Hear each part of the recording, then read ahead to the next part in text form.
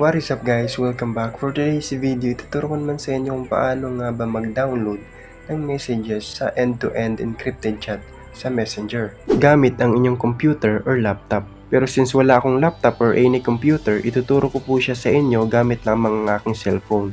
So palagay nyo na lang na computer tong ginagamit ko. Take note, hindi po advisable na gamitin nyo yung cellphone nyo sa pag-download ng mga messages na yon. But before we continue this tutorial, kung bago pa lang sa aking channel, hiniling ko po ang inyong mga kamay para i-subscribe ang channel na ito and don't forget to hit the notification bell para lagi kang updated sa aking mga panibagong videos na i-upload. And without further ado, let's get started. Ang una nyong gagawin is syempre pupunta kayo sa browser ng inyong mga laptop or computer. Then lagay lang natin as IP address yung messenger.com. Ayan, then go natin. Then dito magla-login lang tayo. And after nating makapag-login, click lang natin yung profile natin. Then punta tayo sa privacy and safety. Then dun sa privacy and safety, may nakalagay na end-to-end encrypted chat. So pindutin natin yan. Then punta tayo sa secure storage. Then makikita nyo yung download secure storage data under sa manage secure storage. Ayan, yung pinakauna sa manage secure storage. Pindutin natin yan.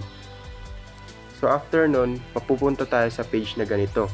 Mabasa dito, your data in secure storage. Your secure storage data includes all messages and attachments in your end-to-end encrypted chats.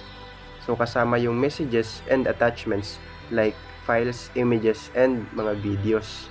Then click lang natin tong download file. Then dito, need natin ilagay yung password natin. Then confirm lang natin. Then click natin tong download. So as you can see, nag-request na siya ng file. Since yung ginamit ko sa pag-download ngayon is cellphone lang, hindi siya gumagana. Gumagana lang ito kapag computer and laptop yung ginagamit nyo or yung gagamitin nyo. And may nakalagay dito, formatting our file may take several minutes. So medyo tatagal po siya para ma-download completely yung mga files or informations na nandun sa end-to-end encrypted chats. So hanggang dun lang video na ito, sana nakatulong. See you in our next video tutorials. Have a nice day. Thank you and goodbye. Peace out.